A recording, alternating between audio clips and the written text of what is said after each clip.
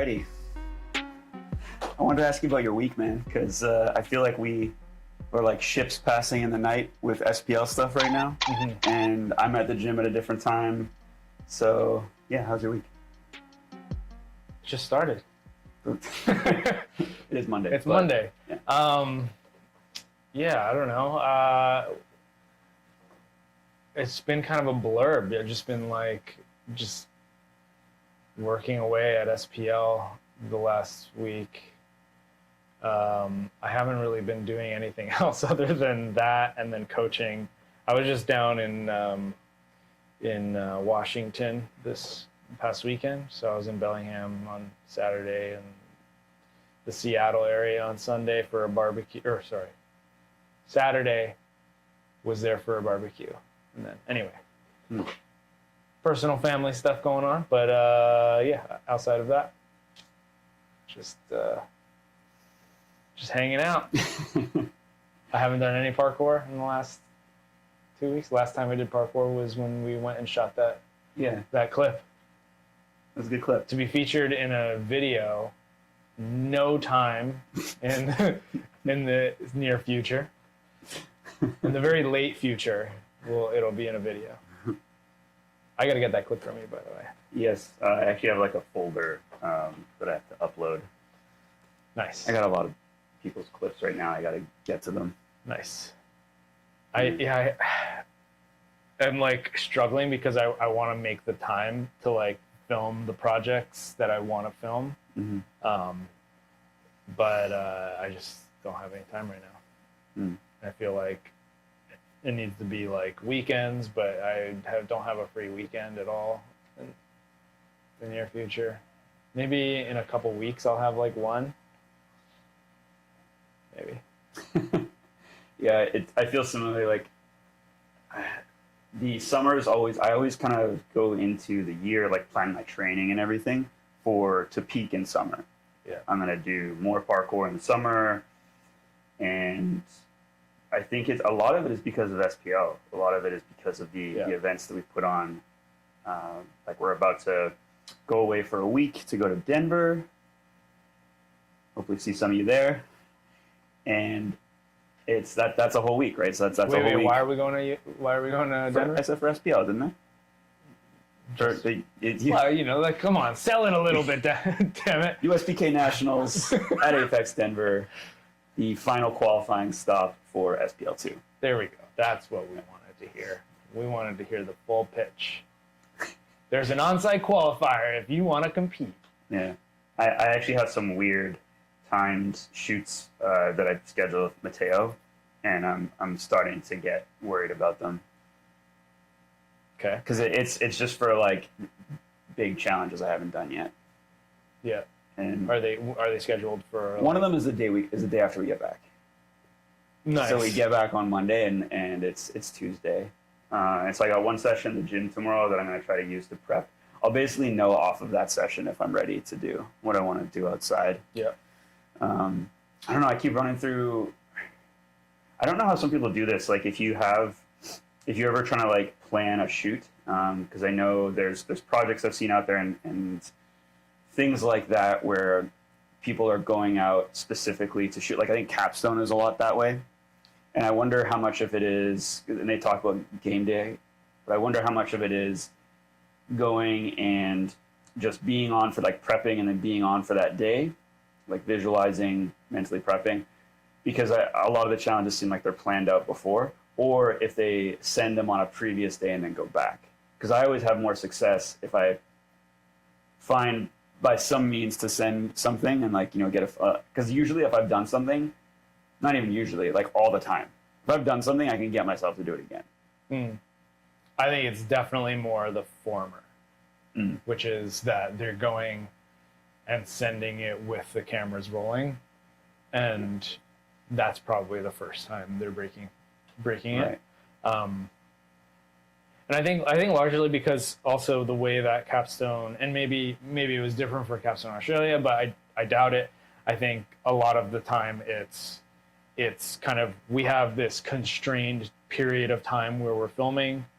You know, we can't just have like a project that's kind of sitting on the back burner until we're ready to go, and then it's like, oh, okay, like I'm ready to do this, like Ascension 2, for instance, is like where I was planning to do this for a long time. They like Capstone Swarm was all in at that one, not at the one spot, just a lot of it was at that one spot in the Czech Republic. Vlatsava. I can't pronounce Vlatslavka. Let you try to pronounce I that can't pronounce it, but so it's at that. A lot of it's at that spot, and so I think, and they're all traveling there. None of them were from the area, so they're just traveling there, and it's like, okay, well, like let's scout, figure out what we want to do, and then we'll have a game day film day, or 2 or 3 or 2 weeks worth or whatever, however long it took, and make it happen. And I wonder if you had that kind of constraint, if this project would have been done like a long time ago. Yeah. Oh, definitely. If it wasn't a project that was being filmed in your city, and we were traveling, and it was like, okay, like we're shooting this project, we scouted these different challenges or lines, and now you have to do that. I think you can relate, if we quickly just mention Ascension 2 specifically and Dive Holes, because there were challenges in both of those that I know you weren't done the project until those were done. Yeah. And so those got drawn out too, not as long as me. No. But yeah, similar. But yeah, I actually feel like, at least for Ascension 2, I probably never would have. If we were just traveling, I never would have done that final ascent. If it was something that you stumbled upon. If it wasn't in our city, if it was somewhere else, and it was like, okay, we're filming this project, let's see if we can. I'd be like, wow, this would be really cool to do, but there's no way I'm going to do this right now. I'm like, I need way more mental and technical and physical prep. Yeah. Before I do this. Yeah. The criteria that I had for most of the lines that are in my project was the line needed to have a crux that would take more than one session for me to break. Which, looking back on it, everyone, right? Not every single one. Okay. There are some of them that I just knew would look cool or fit the theme. Yeah. But for the majority of them, they were ones that I knew, would take more than one session, assuming a session is like up to 3 hours. Right. Like that I would get part way, but not be able to put the whole line together, have to come back again, work on it. And I think that's been the downfall of the project. Yeah. I do want to talk about another project, though, that is not ours. Let's get into it. We can jump into... we've talked about it, actually, a couple times on the podcast. Last 2. We've talked about the Commons Boston. And they just put out their first... Is this their first paid? This is their first one, and the official launch of their website. Right. The previous launch was just like a soft launch, but yeah, this is their first official launch with a paid feature project. Yeah. From Norf. Yeah. The Norf Boys. Norf Boys with Lullaby. You just said Norf Boys. Norf Boys. What are you, from Nova Scotia? Could be. The Boys. Okay, sorry. Norf Lullaby is the name of the project. Project, film, art piece. I think all those are appropriate. Yeah. So I think it was what? It was like a 16-minute film or something like that? 18. 18? Yes. If I'm remembering correctly. Nice. All right. I thought it was because that was one of the first things I looked, because I have to say if something's like longer than 4 minutes, it's like, oh, okay, I gotta make sure I'm. It's an investment, investment. Yeah, I have to be, settled. I can't be just like, oh yeah, I got 3 minutes right now. Cool, I'll just like turn this on, pop up the laptop or the phone or whatever. This is like a I need couch. I need TV. I put it on my TV. Yeah. I sat down and watched it. Yeah. Okay, so I know based on some text exchanges that we had last night that we actually have very different experiences with watching it. So I guess we can get into that. Yeah. Can you start? Okay. Well, okay. So the project as a whole, I really enjoyed. I thought it was a very good piece to watch. I said I was going to watch it again, and I didn't. I didn't have time to watch it. I had to drive back last night, so I still need to go through and watch it a second time.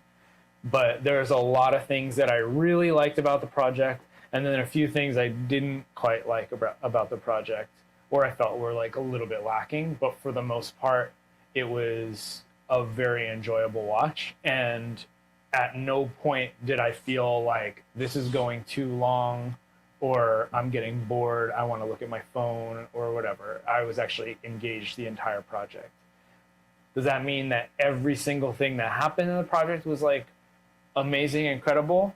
I thought there was like some like lines in there that didn't really belong and just kind of didn't fit in the theme of it, or just in general, just kind of were almost like throwaway clips that just ended up in this big, like, important seeming project.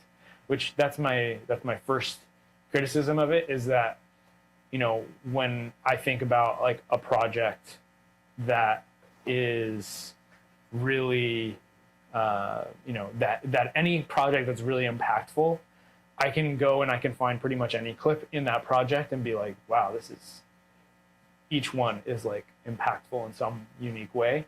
But I can't say that's true for this one, whereas there's a few lines or clips in there that I'm just kind of like, you know, I don't even know. Can I ask you about standout clips for you? Okay, so this is kind of leading into like one of my favorite things about the project, which is that the cool thing about the project itself was that the places that they were doing parkour was so interesting and unique. So I'm not going to go through and tell you the things that they did, but where they did them that made them really cool. Like Noah on the satellite dish, or Ethan on like between the two USPS trucks, or when they found the cherry picker thing and they like open the door and they go in, they're like started up, they're like, oh my god, it's like they left this open and I can start it too. So, and they're lifting it up. So that was one of the coolest things about the project, is that the uniqueness of all the spots that they were able to find and choose to do parkour and feature. And so, and then in general, the actual movement that was being done, one of the coolest things about it is that it's actually very heavily influenced by traditional parkour. Whereas I think, and because these are younger guys, I think a lot of the younger parkour guys in America are very like beans off axis, weird like switch walking style, which is, you know, has some really elements that are really cool in it, but it's really nice to see the younger athletes adopt a more traditional perspective on parkour with a twist on it, if that makes sense. So movement wise, that's what I really loved about it. I want to bring up a couple other things about the actual way the project was put together. One of them is, well, I'll start with a criticism, is the intro made no sense to me at all. It had like this haunted feeling to it. it was like, is this the start of a scary movie? Like, what are we watching? And then once it got into it, it was like, oh, okay, this is better. But it felt really, really weird in that like first like few seconds and the first few shots, and it kind of picked up into it. The other thing I want to mention is the songs that were chosen, which weirdly had. So part of it's a criticism and part of it's like, okay, I'll start with not the criticism part. I love that it was a departure from the typical parkour video of like, I don't know, British hip hop. You know, But the Capstone used a lot of yes, non. I know, and this is what, and I agree, and that's I think potentially what made Capstone a little bit better as well. But the problem I had with the music was it sometimes didn't really match what was happening. It kind of lacked the, like, I don't know, like, for lack of a better word, the hype. There was not much. It was a lot. Like, it was like really slow music, but some like really like fast, interesting movement that was happening. So I don't know how you balance that, because it definitely was, the music was giving a really interesting vibe, and actually the whole video created this vibe of like Americana feeling. And I don't know if you got this, but if as like an American who's like moved away from America, there's something that's really interesting and appealing about America now for me that wasn't there for me when I was living in it. Where I was like, I kind of didn't like it, and I hated like American culture and like football culture, and just like people are fat and eat processed food or whatever, and I was like, I want to get out of here. And then when I left, and anytime I come back into the US, it feels like, wow, what a unique cultured place that has this. And so this whole video felt very Americana, and I can't really put my I mean, some of it was the music choices, but some of it was also just like the spots that they chose, and just the look of it and the feeling of the video that it gave me. And then I don't know, I have more to say, but maybe we can move on to your thoughts on the video. Yeah, I think what I talked about with you before recording this is I'd like to actually bring out the description. Yeah. For the, I don't know if you want to try to pull that up right now, yeah, while I ramble on here. Okay, so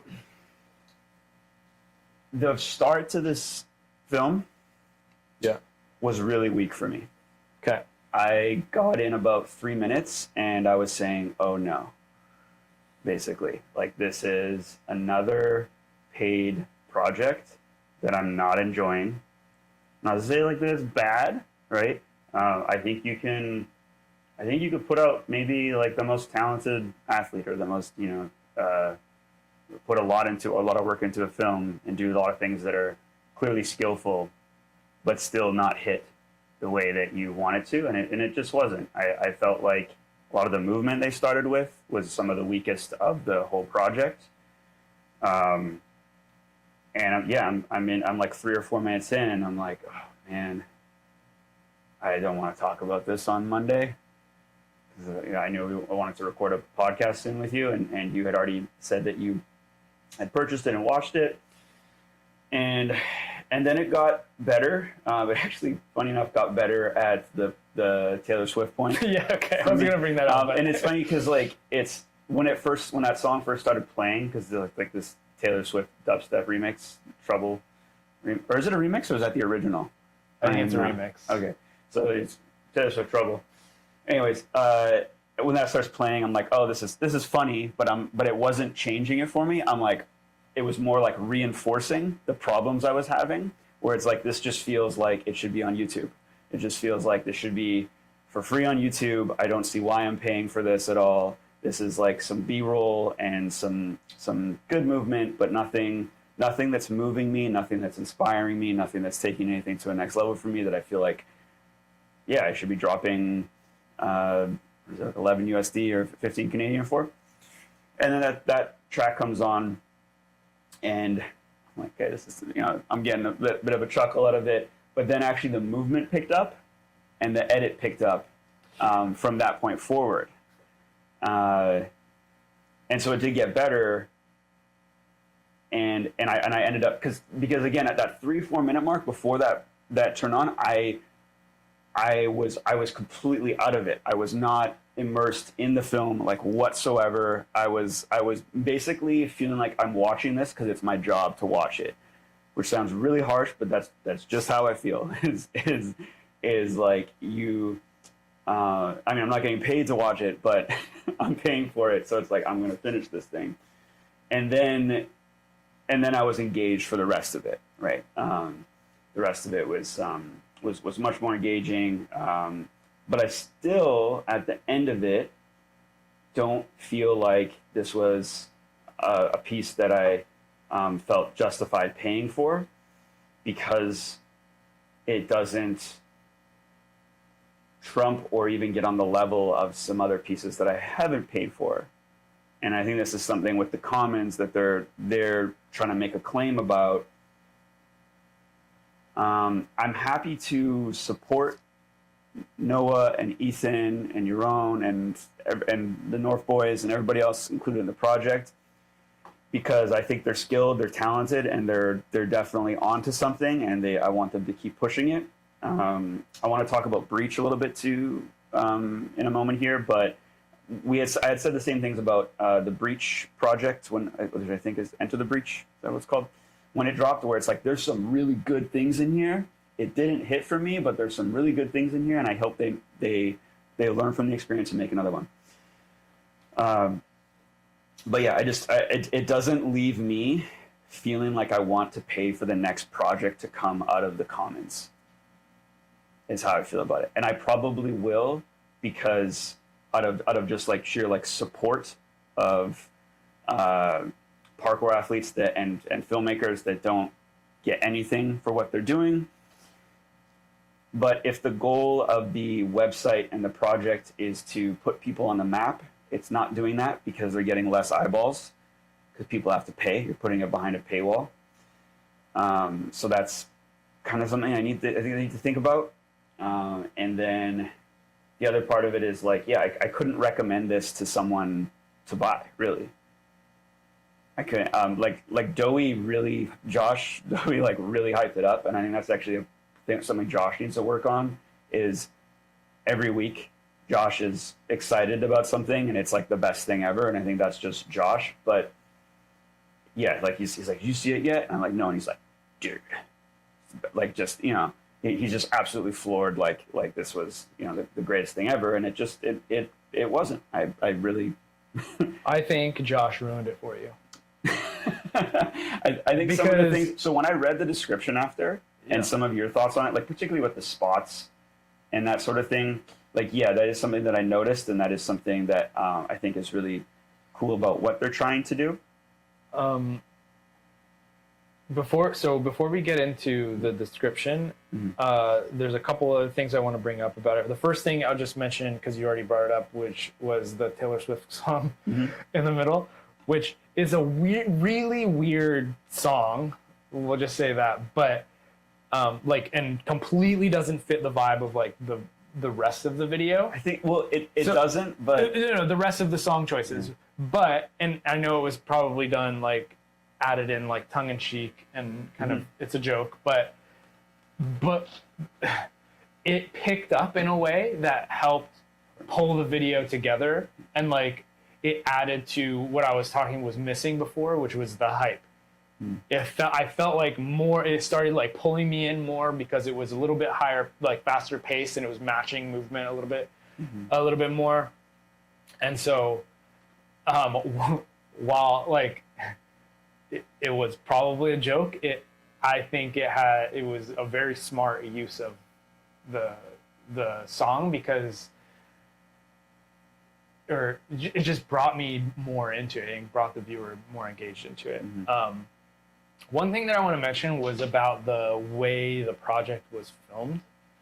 And I think there's an overuse, and I'm not talking about this video, but in general, there's an overuse among younger parkour athletes and teams to use like old film mediums, like the VHS look, and be like, oh wow, like remember the 90s? We weren't born yet, but this was really cool, right?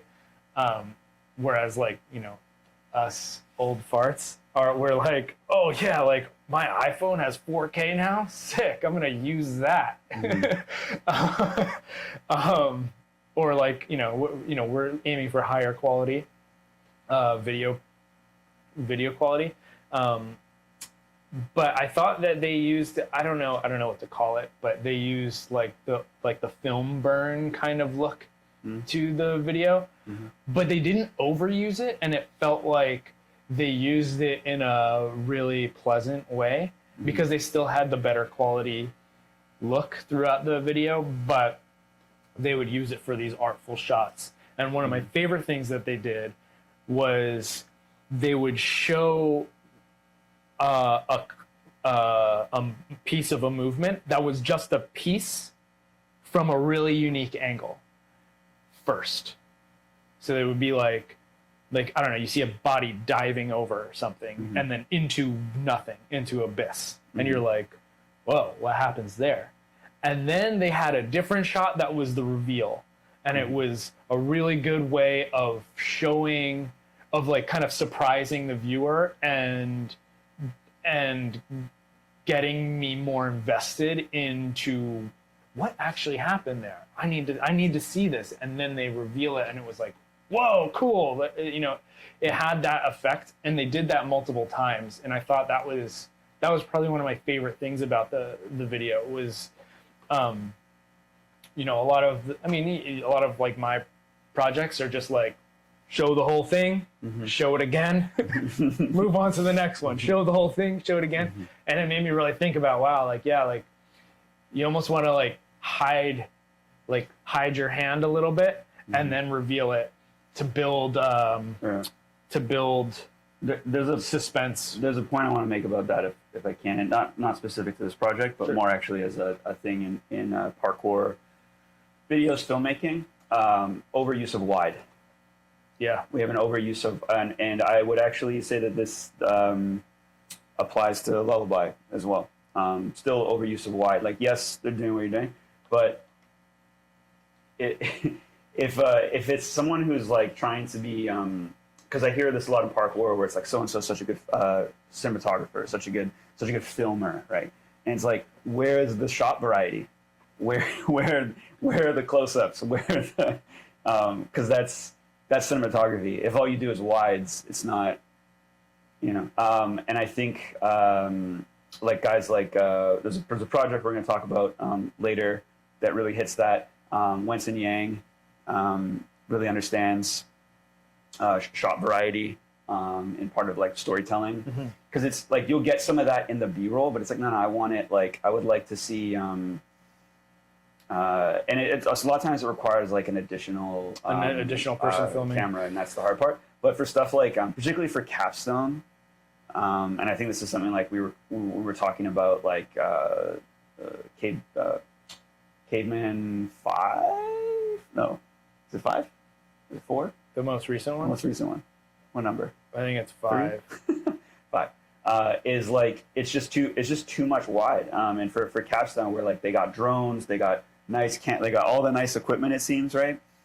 And I'd like to see them get in there a bit. I'd like to see a little just have another camera roll in, and it's their job just to get the expressions of the athlete before they're doing things, because that gives you that extra build up that you're talking about. Overall, I agree with that perspective, but it is I also recognize it is more challenging to capture those moments. But I do feel like there was still a lot of shot variety with this project, with just like taking a different perspective than you would typically do for a parkour line. And that to me feels like it already is taking more effort than filming a capstone. While capstone is like all elite movement, it's not I mean, and maybe they'll have a drone up in the air or something like that, and that's a different perspective.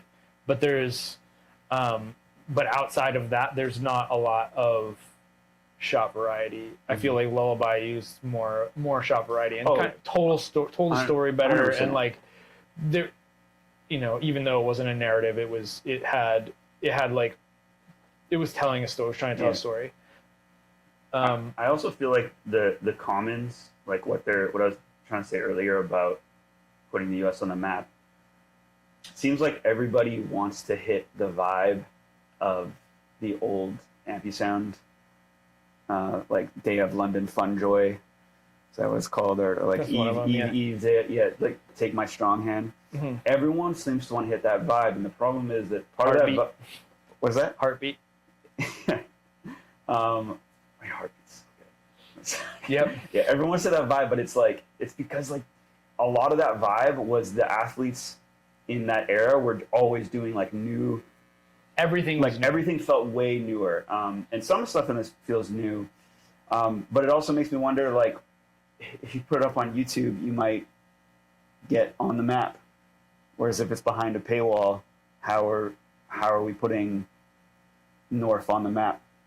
Yeah, no, I agree. I agree with this, and this kind of brings into the conversation of like what should be behind a paywall and what shouldn't be.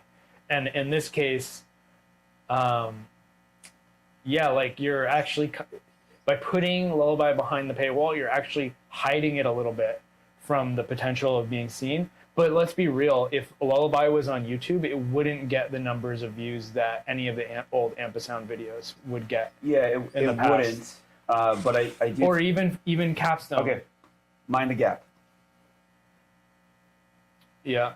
That got banger views. It did, yeah. That went like parkour viral, Yeah. It got shared around. Like, I think if Lullaby was up, and if it really is as good as, I don't know, maybe you think it is, or they think it is, then I think you would get a Dom share, you would get an Ed Scott or Berkey, like, people would be putting it up on their, linking it, posting it, resharing it on YouTube. Like, Jules got the same kind of effects. Jules' video did very well, I think, because like what would be acceptable for like Noah and Ethan, in terms of view count. Like sub 1,000 probably wouldn't feel great, but I think if they got like 5K plus views, like Jewel did, I think they'd be stoked. And that's like to me, that's being put on the map. Yeah. It's interesting because while I agree with that perspective, and this is why I think the Commons also needs to release free content, and they also need to be very active on Instagram and YouTube, which maybe we can get into the description in a second, but because they need to draw a bigger audience, right? They can't just rely on their friends and their homies to be purchasing and watching the videos, right? It's like you can't just rely on the people who are gonna the 100 to 200, 300 people who might come to a jam to purchase. Mm-hmm. You have to tap into the larger parkour audience and figure out how to market to it. And part of that is free content like YouTube and Instagram, which it seems like in general they are trying to rebel against. Which I understand the sentiment because in particular against Instagram, but less so against YouTube, because YouTube really built our sport, is kind of what inspired generations to like create content to begin with and to do parkour to begin with. It's how I found it. It's how many others have found it. But I'm sure people are also finding it through Instagram. YouTube's also a way better platform than Instagram. Like we talk about this, where it's like YouTube is a search engine. Instagram is not. Like, good luck typing in a keyword on Instagram and trying, like, type in Norf or whatever. But YouTube is actually quite effective for that. And so I think one of the fears is that, you put something on Instagram and it fades away. On YouTube, that's true in terms of like the initial push, but also like a lot of videos on YouTube have resurgences. and they're easy to find because they're easy to search. Yes, that's true. Do you want to go through the description? Yeah. Okay, so should I just read the whole thing? I don't want to read the whole thing. Pick some points in there that are.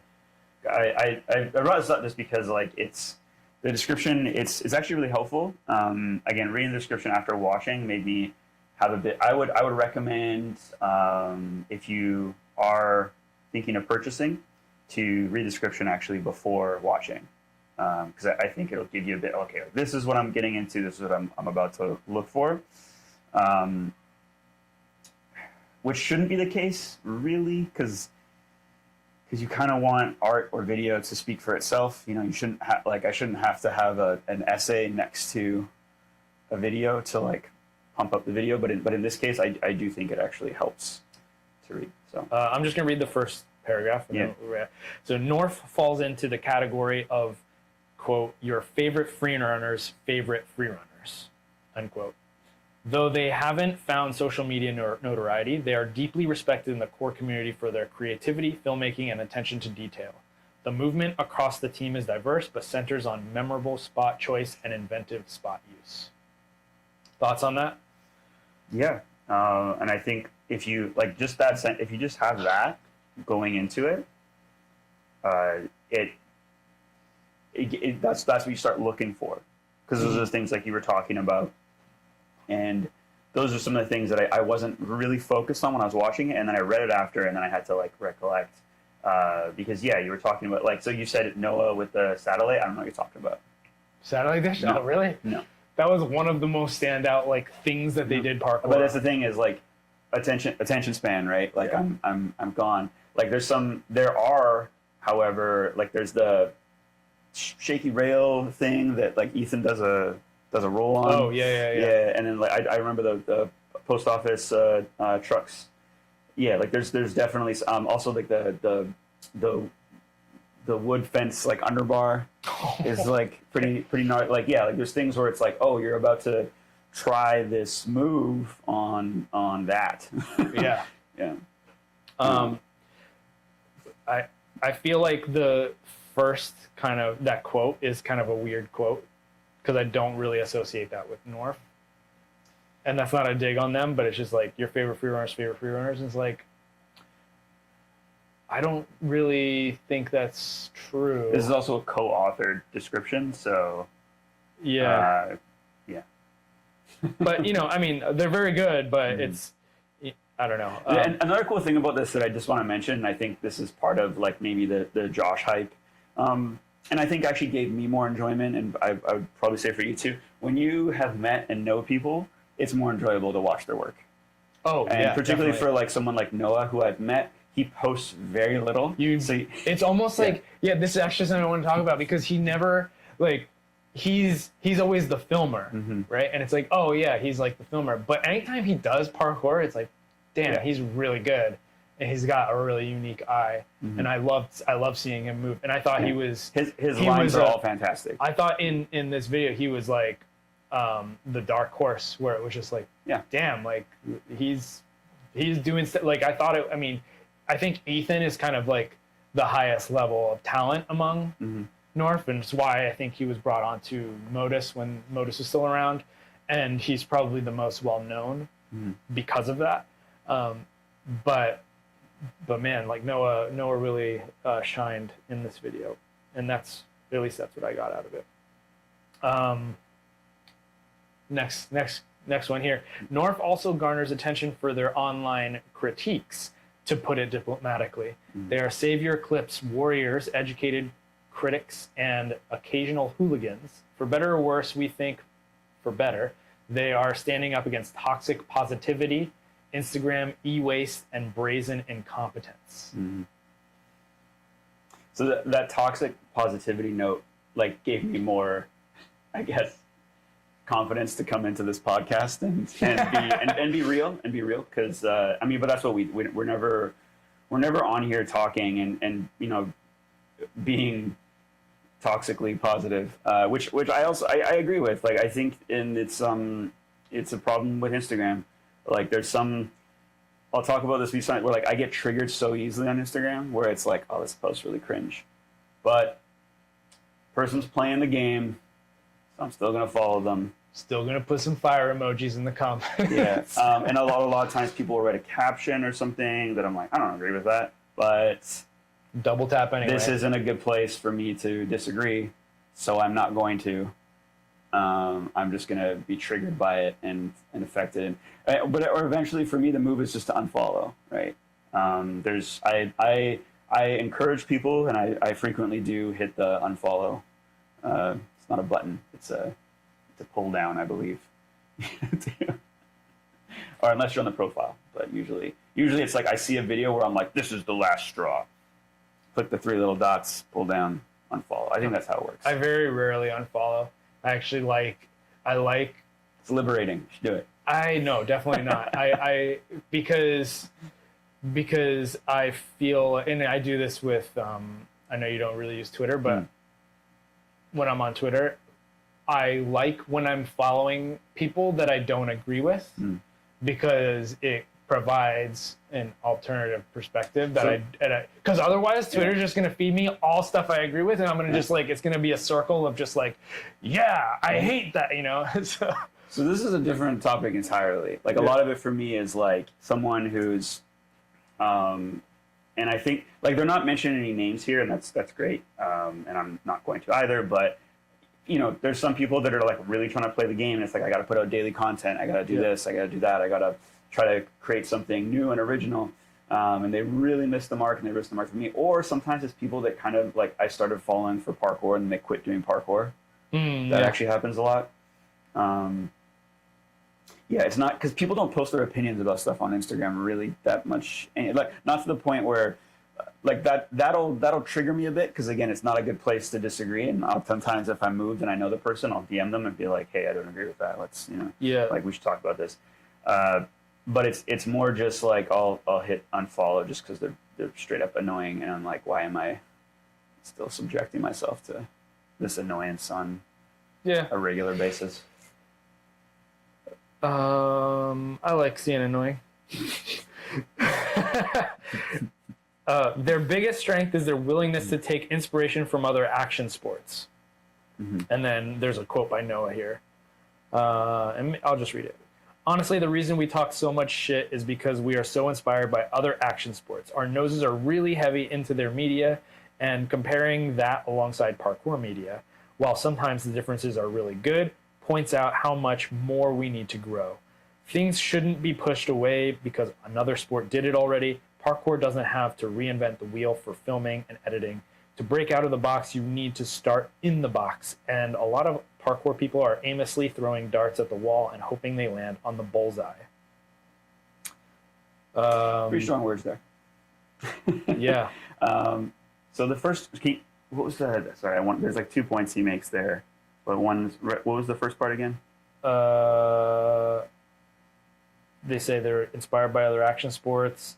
Sometimes the differences are good between parkour and other action sports, but often it points out how much more we need to grow. There's an interesting thing happening with parkour, particularly with like we'll be real here, the hip generation, not the old guys, where it's like, yeah, y'all want to look like skaters. That's how it looks to me. Is like, y'all want to look like skaters. Y'all want to wear dickies and belts. And jeans and beanies. I can't imagine doing parkour in jeans. Like, I mean, I started doing parkour in jeans. I mean, I can't imagine doing parkour in giant sweatpants anymore either. But that's true. I was there. So this is actually, man, this is a whole other topic. But like fashion in parkour is like, it. Yeah, I mean, there's like a lot of the younger generation wants to look like skaters, and I think there is we've talked a lot about other action sports and bringing into other action sports into perspective for competition design and formatting, but I'm not rushing out to dress like a snowboarder, a skater, or a skier, or something like that. Yeah, and this is because I'm not hip, and I've never really cared about fashion, and feel free to hate me for that. Yeah. Well, I think there's like two, because like there are still, so I like I liked when parkour athletes, artists, parkourists started dressing like athletes, but not like the giant sweatpant, like, oh, I'm going to get like some, joggers that are like a little bit more streamlined and stuff. And I think that's probably how I'm going to continue to dress, is more like whatever. Well, there's a kind of a split amongst parkour athletes, because and this is an interesting topic in general, but there's definitely a divide between sport parkour and cultural parkour or street parkour, and a lot of it can be seen in the fashion choices of like a Tim Champion is going to dress very different than an Ethan Rude, right? Well, it's almost like you say sport parkour, but it's also like performance-based training, where it's like he's doing things to continue to actively increase his power output, and pursue like mentally harder challenges and improve parkour that way. And he'll do some creative stuff here and there. Actually, quite a bit if you really think about it. It looks a little bit different. Daryl Stingley, another guy who Daryl considers himself an artist. Daryl is an artist. He dresses like he's about to do something athletic. He'll still wear baggy shirt. We'll wear baggy shirts and stuff, but like shorts, and definitely not a belt. And he'll try to bring like expression to that too. Like a lot of his shirt and design choice on shirts sometimes is expressive. I think down to like his hair, is part of his expression as an artist. Otherwise, like I think if he was all about performance, he would probably like shave his head. Yeah, but I guess kind of going back to the divide here is that there's like a more like sport look in parkour, and there's a more street look. Yeah. And sometimes there's like some blending, but I would say that there is a divide here between sport culture and street culture, which can be overlooked, and I think is interesting, because if we look at other action sports, I feel like there is a sport and a street side, but often even in the sport they'll adopt the streetwear. Yeah. So like for example, skateboard. I mean, I feel like, skateboarding to a large degree, and skiing and snowboarding as well, because like the free skiers are all wearing baggy stuff, even in the Olympics. But I don't know. I could be wrong there, because I don't really pay that much close attention to fashion, because I personally am uninterested. And I just like functional clothing that I can move well in, and like, I don't know, carry something in my pocket. Okay, so Noah's quote continues here. It feels like in parkour we celebrate anytime somebody worked hard and made something, and I feel like the days of that should be over. It's really important there should be a space for people to say when they don't like something, because that pushes the community forward. Here's the space. Hey, STS, let's go. Although I liked it. It's not that I didn't like it. Okay, so one of the things too is like last night you said, I gotta watch it again before we record, and I was like, I don't think I'm gonna watch it again, because like again, I think we should watch it together. Sure. Okay, so actually we are going. If David gets back to me again, I was trying to plan with, because David Ehrlich reached out to do a screening at the gym. Oh, cool. And yeah, I'd like to do, sure, because I do think people would enjoy it. I think also we could probably, he mentioned putting some of their other pieces in there. So I think the comps probably, and again, I am trying to support what these guys are doing. So yeah, that's likely still going to happen. I just don't, the date got pushed back. So here we are. Yeah, so I guess this is an interesting quote here. It feels like in parkour we celebrate anytime somebody worked hard and made something, and I feel like the days of that should be over, because we're still in this area of, so I kind of agree there, but we're still in this area in parkour where I don't know, like we should like be, and a lot of the time it's like the language is around like, come on, like let's support this and let's support them and let's support the athlete and so let's buy the thing or whatever. And I know you're very critical of that language, but I still think that like it's actually important that we do that. Like when I was planning on buying this project, I had no idea how much it cost when I first saw the trailers.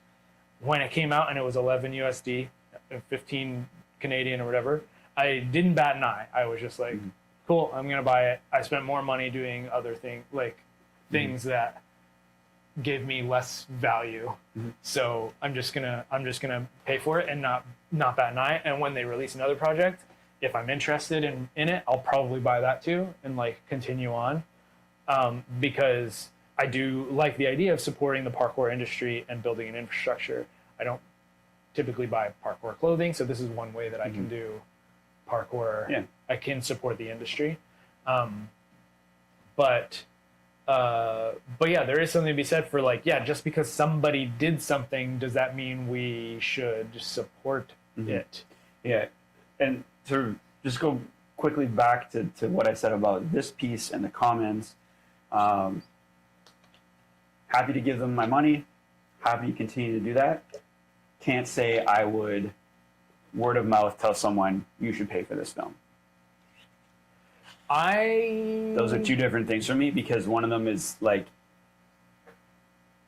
yeah, it's not a genuine recommendation I can make. I find it interesting that you bring that up, because now that I'm like reflecting on it personally of like, yeah, would I tell somebody to buy this film? I feel like I will tell our viewers, I very much enjoyed the film. Do I recommend you go out and spend your $11 US to go watch it?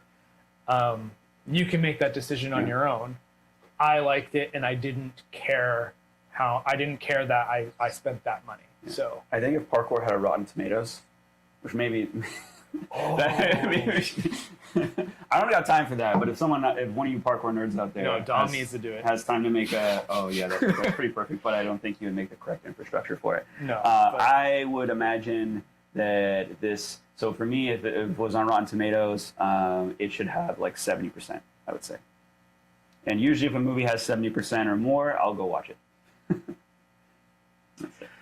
Okay, more quote from Noah. Yeah, Instagram is causing parkour to erase its own history. Every day I see a new clip that is incredible, and the next day I can't remember it at all. Some people are trying so hard to fit the mold of becoming a content creator on social media, and that really strips the essence of what parkour is about. We understand that people want to make a living from it, but you have to know that if you're going to make a living in that way, you are selling a piece of yourself to corporate platforms. We are taking away from our own history by turning our feats into Instagram e-waste.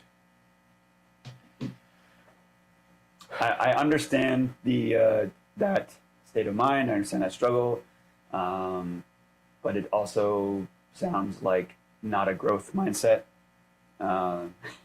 And yeah, I'm sure you guys, like, I don't want to put words in your mouth here, but yeah, like you could use it as a tool to advertise your work and then go from there. I think I like that. Just like I put one up the other day. Put up a little scrap line, something I didn't really care about. I did this on the session, but this isn't something I'm saving. It's just maybe it'll catch some eyeballs, remind people that I'm still doing it.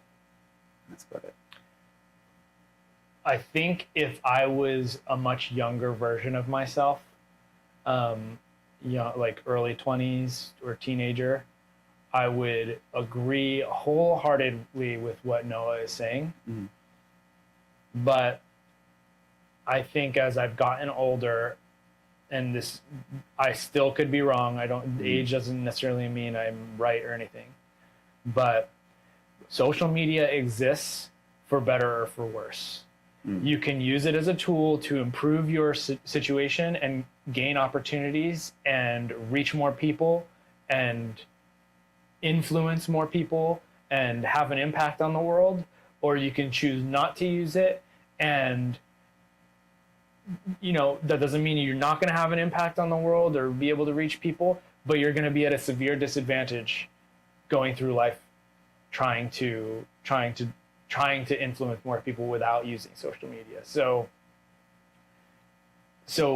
are there problems with Instagram and impacting parkour culture in a negative way? Yeah, maybe, but it exists. It's here now. We have the opportunity to reach millions of people if we use it and we build ourselves on it. I mean, look at Dom. He's got almost 2 million followers on Instagram. He has built himself up into a professional parkour athlete who has a well-paying career as a result of it. Tim Champion has I think he tripled his following recently, or close to tripled his following recently from one video he posted. And that one video now resulted in him being able to influence more people and show parkour to more people in the world. Is it all good? Does followers mean more money right now? Not necessarily directly, but he could use this as an opportunity to get more money and be a paid athlete. I've gotten, with my 13,000 followers or whatever on Instagram, I've gotten opportunities out of Instagram without even trying. It's a tool, and you can use it to improve your situation and improve parkour and reach more people and teach more about parkour to people, or you can hate on it and pretend it doesn't exist and go on with your life, and maybe you still have really awesome experience in life and you can still reach people or influence people. But I don't know, that's my rant about Instagram.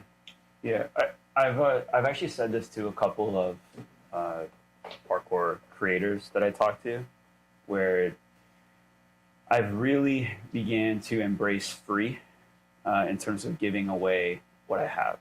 And so I can, it resonates with me what Noah's saying there, particularly when I think back, not even that long ago, really, not even that long. I don't think back very long to think about how ideas I had or knowledge I had that I had to hold on to it, partially out of for those things, out of being a competitor.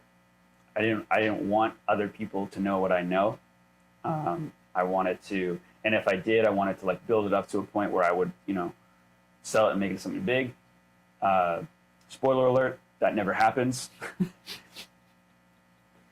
But the other thing is from a creation or artistic creation standpoint, you put so much passion into what you're doing that you don't want it to, that you want it to be put something, I guess you can think of the Commons as it's an art gallery. You pay for admission, you go in, you get to see the pieces, and it's a very honorable place to be, I think, is what they're trying to create. Whereas Instagram definitely doesn't feel that way at all, right? Yeah. But if you think of Instagram as your promotional flyers, and again, embrace free. So the idea of embrace free is just put out as much stuff as you can for free, because a lot of times when that I think about so I'm going to go off on a weird direction here for a second because it's not art related, it's more knowledge related, but I think of someone like Kelly Starrett, who used to be Mobility Wad, and then I'm assuming he probably got sued for that, or a cease and desist. But then it became the Ready State.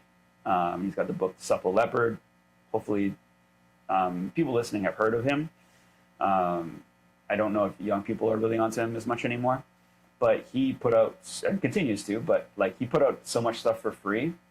But the thing is, people still paid for the implementation of how to use the free stuff. And that's what I'm trying to think about now is I can put out, and we're not doing a great job of it yet, really not, but I would like to put out more just free information, free knowledge, free, because at the end of the day, I know people still are going to want to know how to put it all together. And that's where like the other products come into place. Yeah. I also think that parkour people in general are using, if their intention is to grow, they're using Instagram in the wrong way. You know, they're just posting like, hey, cool clip, where, you know, and sometimes, you know, they blow up based on luck or because it's super cool. Maybe there's some skill involved, but like either you're at the top of the virality, you're at the top of like parkour ability where you're doing something incredible that's really has the virality potential, like a Tim Champion, Dom Tomato, or Daryl Stingley, or whatever, any of these people, and then you blow up, or you're consistently putting out stories that people, and this is, you know, people talk about like, oh yeah, I'm a storyteller, right? Because they create content on Instagram, and yeah, I mean, sometimes that's true. Like a lot of like, anytime I'm watching reels, and I don't really use TikTok these days, but if I was watching TikToks, if a parkour clip comes up, I swipe away from it. I actually don't care to just watch a clip of parkour.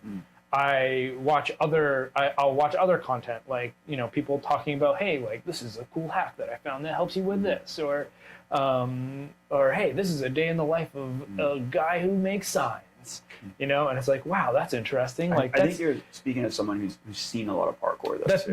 That's true, and you know, and ski content will come up, and it'll be like, whoa, that's crazy, or like, or somebody failing or something like that, and I'll be like, wow, that was an epic fail. And so I'll watch that stuff. But a lot of the time, parkour content is just like, oh, somebody doing a running jump and didn't stick it. They finally stuck it. Cool. You know, but there's no voiceover. There's no like context. And, you know, we have people like Bob Reese and DeAndre and others who are adopting this format, which I think is largely successful because it's telling people a story about how parkour works and why parkour is interesting, why parkour is hard, not just the cool thing, or the end result. You know, it provides a little bit of context around it. But yeah, I think largely parkour on Instagram is not quite being used correctly, including myself. I acknowledge that I am not doing it correctly, and I could probably do it better. But yeah, that's, I think, the e-waste that he's talking about, the Instagram e-waste, which is that it's just, people are just like throwing up clips of whatever and hoping something sticks, which, you know, I support that method of just like, yeah, if you want to grow your Instagram, just put out every piece of content that you have, and then try to make interesting content as well that maybe tells a better story. You're talking about like doing it the right way and the wrong way. It's funny because like I've been experimenting a fair amount this year with trying to put out content that's just not just training clips, not just clips of me. I still do that just because the frequency and the habit. I want to be able to post things and not think about how they're going to perform, which is it's hard. It's hard to post and not be thinking about, is this going to do well? Yeah, that's super hard to do. But I think frequency and like high volume of posting helps to combat that. So I still do put up training clips, although it's like my least favorite thing to post. Like every time I look back at it, I'm like, oh, why did I do that again? But it's because I'm just trying to not think about it. Build the habit of just. But like, then if I actually put some editing into something and try to tell a story or doing something like, those are the ones where I'm like, oh, I think this is interesting now, or I'll try to make a joke or whatever, or post up something informative. And some of them hit, some of them don't.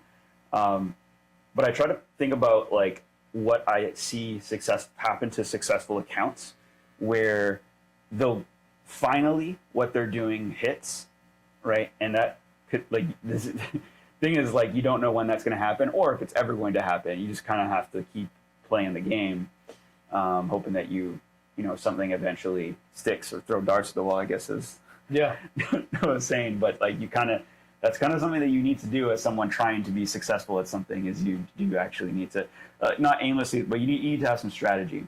But anyways, let's say like you actually believe in your strategy and you're like, okay, eventually this is going to stick. Eventually, one of those posts to do, you can actually go back, and I see accounts do this all the time, and they'll just repost their old stuff because they're like, this is something that I had 1,000 followers and now I have 100K, and none of you 100K have seen these because they're like 2 years old, and I'm just going to post them now. Yeah. So I think that's something that can happen, and it doesn't feel like e-waste as much because you can repost it. If you go into your analytics too, you'll see like this reached this many of your followers and this many of non-followers, and so it's like, I don't know, like I don't actually play that game, but if you post stuff that you know, let's say I don't know, half of your following has seen.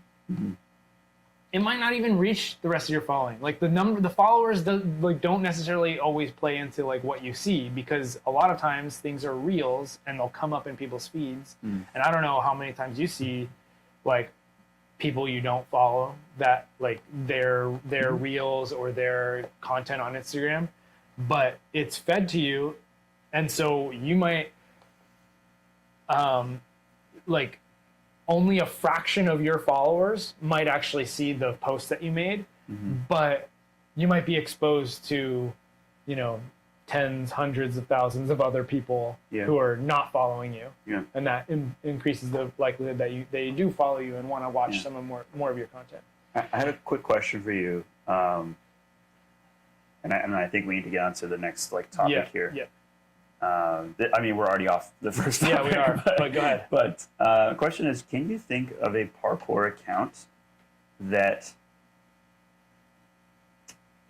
does really well, let's say 100K plus followers? Okay. And we talk about, like, I think that 100K plus, when you hit 100K plus, I think is where you can actually start making money off of Instagram, like where you can probably start landing ambassador deals and things like that, if that's your thing. I think it can happen earlier, but yeah, but let's say like 100K is like for sure, you know, for sure, like you can leverage that. Leverage is the word I'm looking for. Like amount of followers that you can certainly leverage is 100K, and as you said, like probably before that too, but you know, 100K is like serious leverage. So can you think of anyone who has serious leverage that one isn't a repost account, like a PKFR TV or a Red Bull free running or whatever? And also is not elite in the sport. And so just to clarify elite, Bob Reese is elite, whether you like him or not. He's crazy. He's crazy good. Yeah. So yes, he what he did is he stacked the skill of being funny. He stacked another skill of being able to edit videos, and he probably has someone else do it for him now. So he stacked being elite, being funny, being able to edit videos, all that together, wildly successful. But can you think of anyone off the top of your head? I wanted to say Jimmy the Giant in the early days, like he kind of, but actually his Instagram success isn't super high either. And he also, it kind of falls under reposting for me because he tells stories about. I don't think that counts as reposting, but I agree. Are you talking? So you're talking about Instagram? Mm-hmm. I can't think of any. I can't either, but it's like it's weird because it can be done. Oh yeah, and I think that's the definitely. problem is there's not examples of it being done yet where someone. Well, that's the thing is I don't think enough people are doing the right things to be able to do that. Oh, actually, to an extent, Rafe Kelly, he's getting pretty good there. I mean, his content kind of goes into like it's like parkour is a niche, and then it's like another niche, but that other niche touches on other things, and he's had some success recently with his connections. That I think, but also he had I think actually his following right now has blown up more because of a video of his kid that he put a narration over, and he's doing parkour. Yeah, can you see that one? Yeah. He has a video of his son doing some nature parkour, failing a bunch. He has some narration that goes over it. Got over 1 million views. Yeah, this is a formula that I see. So there's an account that I follow called That Mountain Life, and it's a guy who has 3 kids, him and his wife have 3 kids. They do like ski content, and it's like mic'd up toddler, right? Like learning how to ski, like I'm going around you, tree, you know. And it's just like, and it's all encouraging. And he's like, yeah, you got to encourage kids to like fall and take risks and stuff like that. And then in the summer they mountain bike and kayak, and they do stuff like that. Anyway, I watched their YouTube, and then they had a bunch of stuff go viral on Instagram as well. But yeah, that's interesting. That's like kids taking risks and kind of talking about like, oh yeah, is this dangerous? No, it's not, because this is good, right? That's kind of a niche of like, you know, people want to watch that. I'm not even a parent and I'm interested in it, but like parents definitely are interested in watching it. And there's a whole like parenting, like little like niches of Instagram that you can fall into, and like name a niche and you can fall into it. And I feel like parkour is like one of the only niches where there's almost no narratives, like stories happening. Yeah, it's just people posting their and jumps. that's again, Jimmy, come back to parkour. Just come back. Let's talk about this. I think you made a hasty decision. There's still time. We can talk about this. There's still more stories to tell. Like, he felt like he got tapped out was actually part of his reasoning. Anyways, also, if you know, leave us a comment if you know any accounts that fit into the criteria that we just explained. So somewhere around, we'll say 50K plus following. Sure. And then consistent growth still beyond there. Like they're still growing there, because some people, they'll get like a bump in following off of like one viral video, and then it kind of like fizzles after that. So consistent growth there. They're consistently posting stuff that's successful, and they do parkour, but they're not elite. They don't have elite skill. Cool. Okay, let's move on to this. I think it's our last topic. No, we got a couple. Yeah. So we haven't been recording a lot of podcasts. We got a lot to talk about before we do.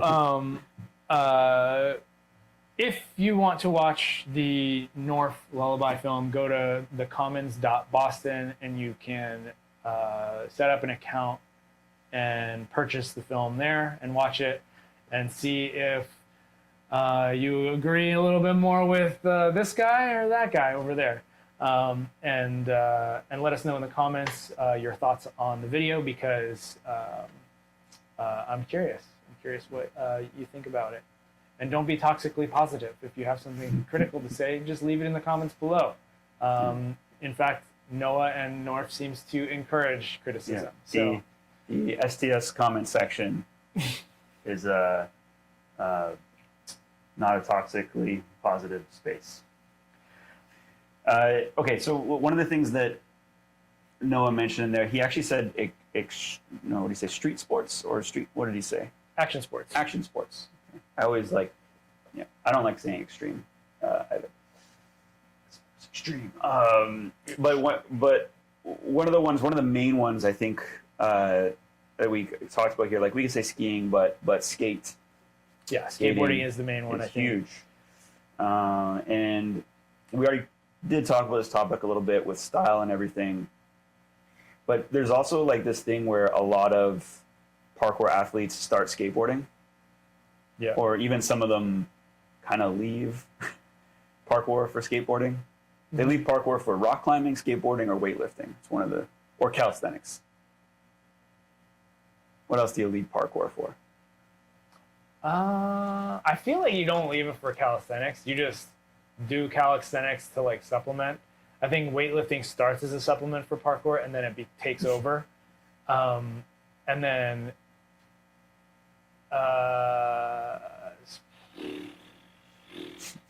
I mean, if I were to leave parkour, it would probably be for skiing personally, but I can only do that half the year, so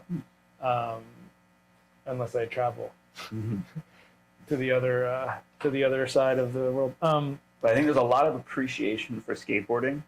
I think if you were to poll the like parkour community and say like what sport, and this is kind of something that the old generation would like vehemently disagree with, is parkour's nothing like skateboarding. There's this whole yeah, generation of that. yeah. But now I think people are like, oh yeah, parkour's so much like skateboarding, and it needs to be more like skateboarding.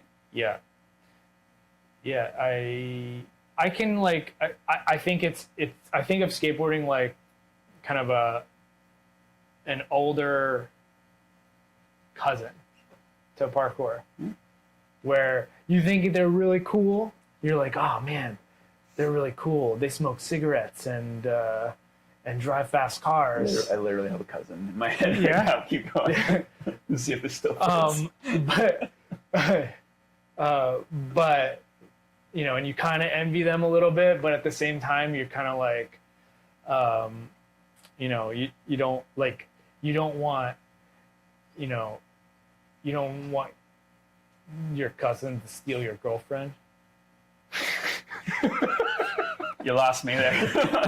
No, I mean like, or your best friend, right? Like you got your best friends who like, who all like do the thing that you do, but then you don't want, I don't know, like you don't want to lose parkour people to skateboarding is what I'm saying. And so this might be one of my favorite like STS analogies. Let's cut this part out. I'm struggling here a little bit. So, okay. So skateboarding, does have a lot of common with parkour. We tend to look for urban spots. We get kicked out of spots.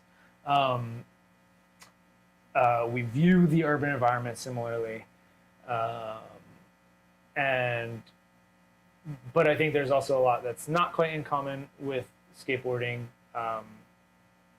I think actually, like you said, the old heads would hate like that parkour is becoming skateboarding, and I think largely because parkour was this idea of like we need to be healthy and strong to be useful, whereas skateboarding is like let's crush a beer and skate this 5-stair. Yeah, it's also a sport that doesn't really embrace supplemental training as much. There are skaters that work out, that train, that condition, but seemingly it is a culture that is just like you just skate and you just rep and rep and rep tricks until you land one, and that's the game. Yeah, there also seems to be a slightly more reckless attitude in skateboarding of like, yeah, just like send it and then like get hurt and then send it again even though you're hurt, and then there's this kind of like process. But with parkour, I think we're a little bit more, I mean, there's definitely send culture happening in parkour, but it's a little bit more like this one might hurt me, so I gotta take it a little bit more seriously. I think we tend to be a little bit more calculated. The success rate in parkour is higher than in skateboarding. So like you tend to fall a lot more in skateboarding than you do in parkour. Which also makes people, I think, a common, anytime you ask someone that knows a lot about skating or has tried skating and also does parkour, they'll be like, skateboarding is way harder. Yeah, definitely is. But it's interesting. It's an interesting thing because it's like, okay, it's definitely harder, but like, I don't know, like, okay, so do you consider a climb up to be a basic parkour trick? Oh, I like how you're using the term I know, trick. we're gonna go into this in a bit here, but yeah. Is it a basic? Yep. Oh man, it's a fundamental. It's a fundamental. Pretty basic. Like you kind of need to. Okay, so like I think about, like because people on the street have asked you, like when you have a board or like you're wearing your Vans, like do you skate? And you're like, oh, what do you usually say? I like to cruise. Yeah, you like to cruise. You like to cruise, and it's like, so there's kind of a level of parkour of that where it's like, oh, I can do vaults, can't do any flips, I can do like, I can do like some small precision jumps and stuff like that, and then there's like, and you could be there forever, like that could be parkour for you, and it's missing out on like what we say, fun, like so, and then so skateboarding would be like, I don't know, can you ollie? Yeah. Can you do more than cruise? Okay. Like, I don't know. I don't know enough about skateboarding to keep going here. So I would say that there is a little bit higher barrier for parkour to like be on cruise mode, if that makes sense. So like you have to be able to like do a precision, you have to be able to do vaults, you have to be able to do like some of the fundamentals of parkour to be able to do anything really. Whereas skateboarding, I can get on a board and I can push, and that's like, okay, cool, I can like move around on a board. But then when you start to get into like tricks, like ollie is super hard, and then like more other fundamentals that are involved in skateboarding. So beyond pushing, ollie, dropping in on a quarter pipe, which a lot of people find terrifying, including me. But I have and can do it. And I can ollie sort of, and I can like maybe land a pop shove it. But outside of that, like when I was like a kid, I landed a kickflip once, but I haven't since, and I don't really work on it, or like it's not a goal of mine. So what I do with skateboarding is push, cruise, maybe ride some transition, and that's it. So, whereas parkour, I think there's a barrier to like get into like cruise mode, and then outside of like after that, it's like, okay, you have to continue like improving or excelling at it. A question I had also is to do some of these like, basic things, like to call yourself, like I don't just cruise, I skate, so I can do some of the other things that you mentioned there. Can you do those things without being able to do a push-up? Yeah, probably. And so like this is kind of where I guess I think an argument should be made that parkour is more difficult than people are selling it out to be. Because to do a climb up, you sure as heck gotta be able to do a push-up. Very high strength barrier. So like that's when you said basic, that's why I was like, I don't know if a climb up is considered basic, because it is for, I'm sure, a lot of our listeners and a lot of people that call themselves like more free runners than embrace that term more than part, because it's not a trick, Yeah, and I know really people who are really good at parkour who don't do climb ups well, and not even like super high level well, but just like not very well at all. Like they don't really get the technique or like care to work on it. And like for me, could you teach me what could you teach me faster, a kickflip or a cork? Probably not the best example, but like these are two things that I'm very far away from doing either of. So it's like, which one? Which one could I teach you faster? Christopher. Yeah, Christopher, youth team member of ours. Can he kickflip? Yeah. Can't cork. He's been skating for longer, and he can cork off of something. Okay. He just can't do it on off of something into the foam pit. Yeah. Anyways, I just think this is kind of like a cork is easier than a kickflip. This is like trying to make a conversation around like a stupid question, which is like, what's harder, parkour or skateboarding? Okay, I'm just trying to frame it. This is a common challenge. I'm trying to frame it though as a stupid question. Like we're making like intelligent guesses and answers at what is really a stupid question, which is like you're like which sport is harder to do? But here's another question: is cork parkour? Yeah, it is by the more like modern definition that I think both support here. So leave a comment below. Which one is harder, a cork or a kickflip? Because I actually think kickflip is harder. I think so too, but yeah. In terms of like if you took, but it also depends on the again the individual like. Yeah, I mean, it depends on so many it depends on the and again we're trying to make an intelligent conversation or discussion around what is like a really impossible and at the end of the day probably not an intelligent question. Okay. So on the topic of skateboarding. On the topic of skateboarding and YouTube and Instagram. It's all weaving together. You shared a story with me the other day. I did, yeah. So, which I can't find anymore. Is there another place that can be found where he's actually talking? Oh my God. I foresaw this coming. You kept it. I've got it right here. So, John Hill is a YouTuber and skateboarder, and he has like 1 million subscribers on YouTube, and I don't know how many on Instagram, but I think a few 100,000. And he posted on Instagram a clip of him doing a Kong precision, and it's just like kind of out of nowhere because he didn't say, like, he hasn't, it's not like, oh yeah, so I've been doing parkour and you could see like his progress or anything like that. Just out of nowhere, he posted a Kong precision and he said, yeah, like I've, picked up parkour. And so I've been doing a little bit of parkour recently. And it's actually crazy because I've gone back and watched it and it's like pretty good technique. Like he did a split step takeoff. So I wonder how he's learning it and who he's learning it from, or if he's literally just kind of like... I thought you would have figured that out by now. Thought you would have done some sleuthing. Oh, I'm sleuthing. Professional sleuth over here. So yeah, like I watched it back and he's got split step takeoff. He doesn't like kick his back leg up when he takes off.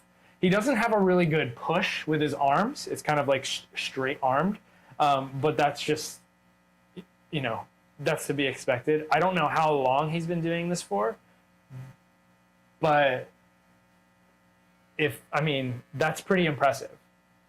Like, to be able to do that. Anyway, let's see. He has 300,000 Instagram followers. Some good leverage. So, oops. So here, I'm just going to read the caption. It's really fun starting over in a new medium. Parkour has been super fun and ridiculously painful to try and figure out. After being heavily involved in skateboarding culture for over 20 years, it's nice to explore new cultures, and the parkour world is fascinating. So I find that really interesting that he's going into the parkour world. But the story that I shared with you was about how when he posted this, he got a bunch of really positive response, maybe toxically positive responses in the comments of parkour people being like, yeah, sick, awesome. And he was saying that it's really refreshing because that rarely ever happens in skateboarding. In fact, skateboarding culture is kind of toxically negative. And that's kind of what he alludes to suggesting. And he said it's like really refreshing that he's, being basically accepted in parkour. So thoughts on this crossover for John Hill? I wanted to talk about the word trick. Oh yeah. So he said he did a very basic trick. Yeah. And then it's climb up is a trick. So we had a visitor at the gym, I want to say like a month ago, who's also, I don't know what his following is, but professional skateboarder from Braille, Ricky Glazer, who also hangs out with some parkour peeps out in California. And he reached out to me a while back, 250K followers, some good leverage there. He reached out to me probably like a year ago because he was about to undergo knee operation to get a piece of his meniscus removed, but also to do a microfracture where he is in multiple places where apparently he's missing cartilage. And he's back to skating now. He said he's not like 100%. He's still going like through, and it takes. This is a procedure and a recovery that takes a long time. For context, this is the same surgery that Rene had. It's common but uncommon. A lot of times when people are missing cartilage, they find out late to the point where it's like you're just getting a knee replacement. So you find out like in your like your just knee hurts all the time and you're in your like 50s or whatever, and they're like, okay, we're just going to do a knee replacement. But because both of us are like reasonably young and we're athletes, or our job is to be able to do something, they find the tear in the cartilage and okay, there's treatment options. The oldest one is a microfracture. There's some newer treatment options, or different types of surgeries where they can like petri dish grow some cartilage, which sounds really cool, and put it back in there. I don't have access to this in Canada, but like if they had given me a choice, like that's the one I would probably want. But anyways, he had a microfracture, which essentially they pick holes into the bone, and it creates a blood clot, and then that blood clot kind of just seals around the hole in the cartilage, and then essentially it's enough to take a little bit more impact. So he had this operation, and we finally met up. He said he was coming to Vancouver to judge a skate competition, and so Ricky came into the gym, and we were chatting a bit, and he's like, oh, could, because he's a content guy, so he's got to get some content. He's like, could you do a trick for me real quick? And I was like, oh, God. Because for me, it's like, and I knew he didn't mean like, can you do a backflip? He meant, can you just do some parkour? And I decided, like, I just did like a cat leap in the gym, because I was like, oh, it'd be cool to show something where I could take impact, but I'm not warmed up. I'm not. I always kind of think of this as like I need to. I've told other staff to do this, like prepare something that you can do on request in the gym. That's like you like to do. That's cool. Because every now and then these things are going to happen, and I'm always like, oh, what do I do? What do I feel like I can do right now? And it's like there should be something that I've rehearsed that if I get a request, I can just throw that down. But again, using the word trick was another thing that came out of that. Yeah, I think the term trick is funny for parkour because it makes sense for some of it, but doesn't make sense for like, I feel like it doesn't really make sense for like the fundamentals. Like a climb up is not a trick, because I think a trick has like this weird like circus kind of connotation of like it's a performance, or like I don't know, but like a flip makes sense to be called a trick, and in tricking obviously they're all tricks. So if there's any kind of like movement that's a crossover between parkour and tricking, or even like a 360 kind of feels like a trick. But it's weird. It feels weird to call a Kong or a running jump or a climb up or a cat leap or anything like that a trick. Well, it's like, is an ollie a trick? Yeah. Because it's a jump. Yeah, but it's more than just a jump. I know, it's a jump with a like, skateboard. But I think that's why, like, yeah, it makes sense to skaters to call everything a trick. Yeah, like a Kong Prius trick. It does make sense. And it's just funny, the merging of the cultures. But I think John Hill doing parkour is awesome because it means that parkour is entering in okay, like parkour can be very lame at times, but it means that parkour is entering into a cooler culture, and people are like intrigued enough to try it. And so for John Hill to want to learn how to do parkour, to me, is like a huge moment for parkour. It means it's more normalized. It's less like this. It's less of this like, oh, what's the word I'm looking for? It means parkour is less of this like obscure activity that like nerds do, that it started as when we were kind of starting parkour, and more it's kind of entering into a phase of like being kind of cool, like, oh, it's cool that you can do like this kind of trick, or it's really cool that you can Kong precision on this, and hey, can can I learn that? And so like there's crossover, and I think especially from a person from a culture as critical as skateboarding coming into doing parkour, very interesting. And I'd love to see more of that kind of crossover happening, and more of like a mutual respect happening for parkour. But I don't know, historically skateboarding has not been very inviting to other action sports, with the biggest example being rollerblading. So I think isn't one of the issues with rollerblading that like one of them waxes and the other one doesn't? I swear this is like came up before at I don't know, like Annie Livingston Park, where maybe some of the comments can help us out, but basically it's like, because in both sports you can grind, but they treat structures differently when it comes to grinding. That could be it. It could also just be like they have to compete over the same spaces, or I don't know. Yeah.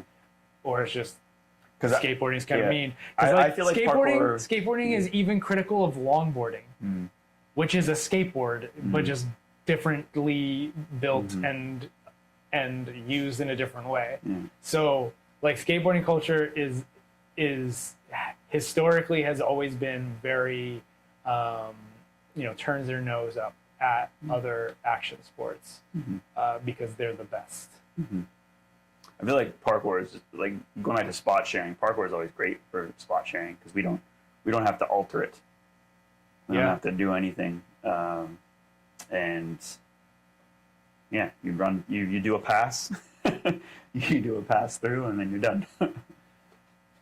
Yeah, I think this is one of the only examples of a scenario where it's not a parkour person going to skateboarding, but it's a skateboarder coming to parkour, and it's super cool that he is such a big following too. So hopefully it would be awesome to see him do like an actual YouTube video of parkour and kind of talk about his experience with it, because that's that could be pretty big. It'd be great. Yeah, it's as we kind of started this conversation, it's been a thing where I think everything happens in the other direction, where it's like parkour guy who has like a big following in parkour, like like Tim Champion will post like I'm doing some skateboarding, or Kai Willis back in the day, So I was pretty stoked when you sent it to me. Well, it's big news, right? Like, I mean, notable crossovers that we've seen, like Bailey Payne from Tricking, like Tricking professional, Red Bull sponsored tricker, now pretty much exclusively only does parkour. Yeah, he really does. Like, or like or like at least flips on structures.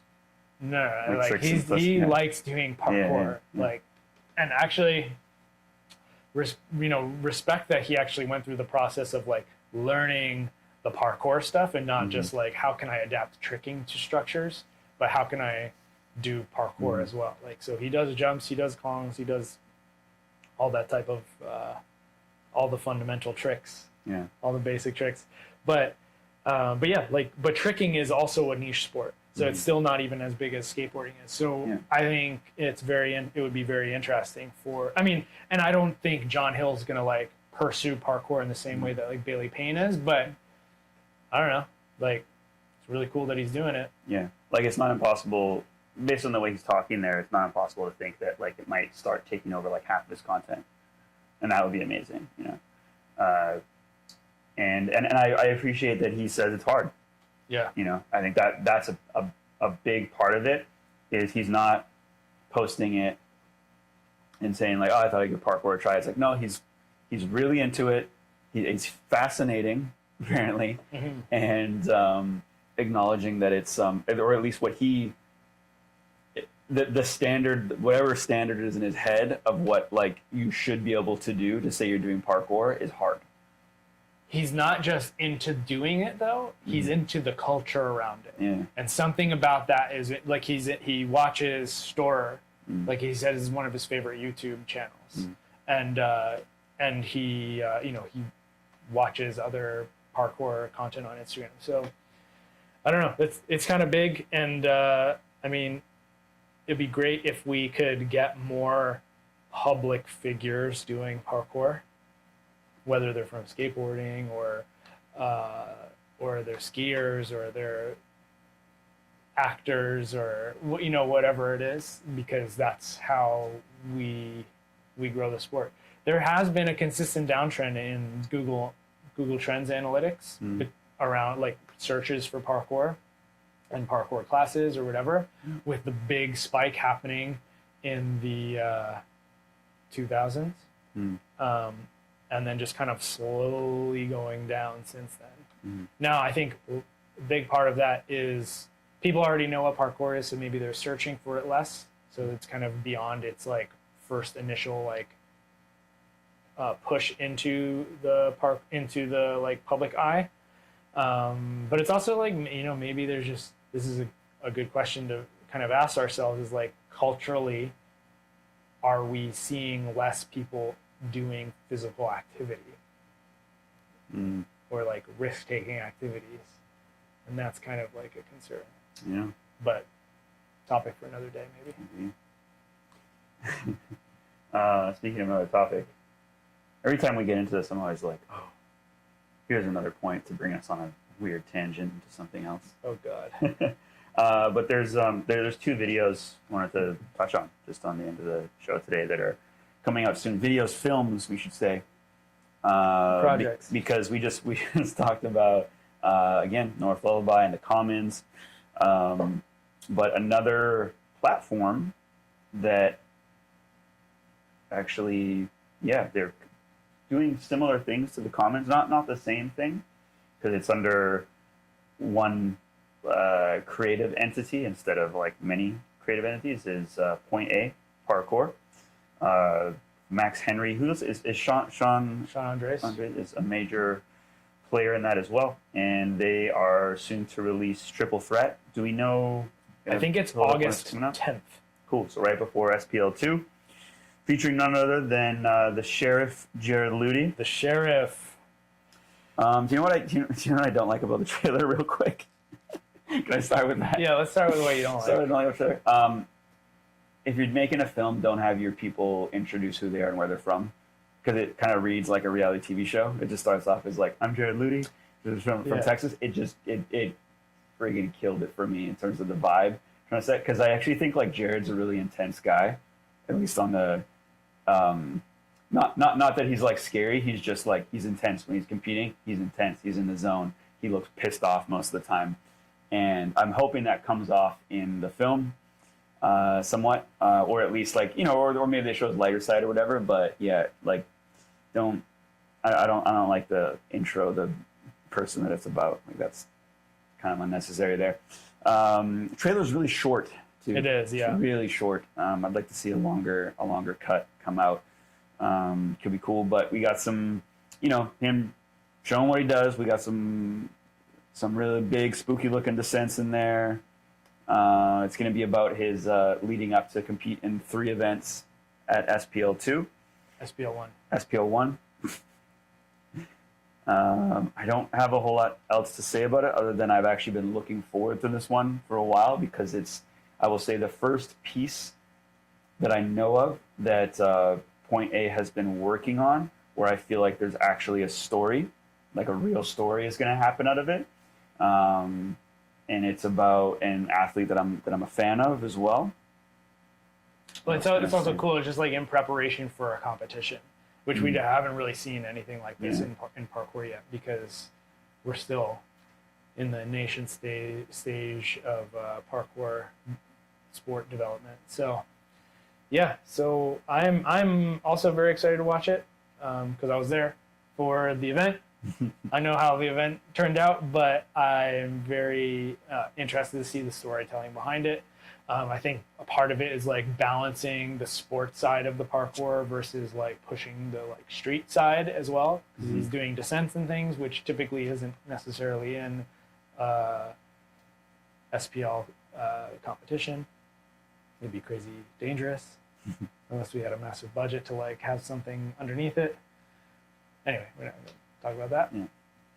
Anyways, like I said, I am looking forward. I wish there was, because the trailer is so short. There's not much that there's not a lot of information there, so there's not a whole lot. I guess I can say more about it. Looks like some great shots in this one too. I think we were like front. I guess the most similar thing I can think of that's front of mind is Julius Porter with the drops from the top video, where it's like that was a story, and I think what came through, and talking to Julius after, it's like, oh, there wasn't a lot of planning ahead of that one. So like that's, kind of the reason why there's not a lot of coverage of the movement and everything that happens in there. Yeah, I don't even think it wasn't supposed to be a film. Yeah. And then they were like, wait, this is cool enough that we can get more out of it that we can turn it into a film. Yeah. Whereas this at least from what I heard from Max before and everything like that, it seems like this was the plan. Yep. And yeah, I'm looking forward to actually like seeing a story told, because it's pretty rare in parkour. It's something that the two of us often kind of pick at with parkour, is like there's a lot of action montage. There's not a lot of actual story that happens, and so I think they found a good one to tell, and I'm excited to see it. Yeah, same. I do want a longer trailer though. I do hope a longer trailer comes out before, because then we can talk about it again. Yeah. All right, get on it, Max. Help us help you. Okay, so the other project that you wanted to bring up is Unbroken, and this is featuring Bryce, Clarke from New York, and the filmmaker is Joshua Chen. Joshua Chen Cavalier is the full name that he has posted everywhere that you can find it. Who I actually haven't like formally met. Haven't been like, hey, when I found. So he has another Instagram account up right now, which is We Are Not Flumping, which is probably the best parkour meme account if you're not aware of it yet. We Are Not Flumping, freaking great, and he just posts like a lot of like older generation references. So I think a lot of new people wouldn't get it, but like I recommended it to like Josh Brower the other day because I'm like, you'll love this. Yeah. And I also. When I found out who he was, I found his like, account and everything. I'm like, oh, you were that guy at Hubbable, because he still wears like the baggy like extra short pants and everything too. But from what I can see from the trailer from Unbroken, so much to like about him as a filmmaker, and I actually have not yet dug. He has other films up on his YouTube that I haven't dug into yet, but so much to like about a filmmaker.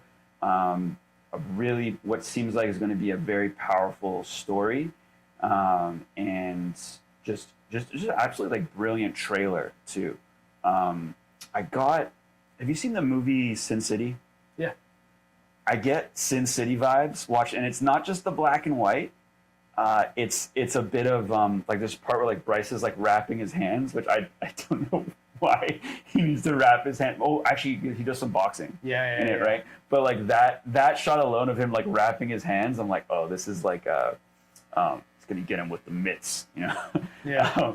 And also because like his accent and everything, like his New York accent, yeah, the major Sin City vibes, but also quite a bit of very real. There's a very real sad story, I think, that's being in part being told here. And some of the description says about like aging through parkour and the fact that he's, which I can relate to, and then the fact that he's still trying to push himself. But yeah, I had you watch the trailer before we started recording here. So, and then we started recording, so I didn't get to hear your thoughts on it. Yeah, I mean, it's an intriguing trailer because it is telling a story. There's some emotion there. There's obviously a lot of context around it that I'm roughly aware of. So I'd like to hear the story told and hear, the plight that Bryce is going through as a result of everything. And yeah, I don't know. I think it looks good. It seems like it's filmed very well. When's it coming out? Do we know? So end of the year is what they're saying. So I don't think it's finished yet. Gotcha. I think they started to record. There's a couple of clips in the teaser that are. There's actually quite a bit of. Ooh, what's the school? Percy, is it? No, wait. The first day of Hubbable 11. Where did we go? Oh, that's Pierce. Pierce. There's a few clips of Pierce in there. It's actually it shows him like going at like the big standing pre, and I'm actually like wondering if he got it because like I sized it up and I'm like I don't have that jump. I know I don't have that jump, and I'm like, oh, does Bryce have that, or are we about to see like a splat or a bounce back on there? Yeah. That's a big one. But Bryce has been, and maybe some of this is going to be in this trailer too. I think over the years has been to me like an inconsistent athlete. I've seen him do some like wildly impressive stuff, like bordering like elite, and then I've seen him do some stuff where I'm like, I thought he could do more, And I don't know why that is. Maybe it's just he just has certain strengths or whatever. But this is going to be one of those things where I think, like we talked about, like just talked about Jared Ludy. Jared Ludy's notably like quite known as an elite performer. I mean, he competes in the most elite competition there is, and podiumed, and in two events, and then what else were we? Oh, that yeah, like the Norf thing, like your free runners' favorite free runners. But here we have Bryce, who probably a lot of people don't know who Bryce is. Yeah. You know, he's not on like unless the you're from like the list. Northeast community or or if you trained in New York. He's definitely an advanced practitioner, as I said. Like there's definitely like high level things he can do, and he's a guy who I guess is feeling old. It has like down to like I don't know the song that they use, but it seems like a Johnny Cash song. Yeah. I don't know if it is, but it seems like it's just it's all black and white. Like the shot variety too, which is something I was just complaining about. A lot of close-ups and So really, just really a dramatic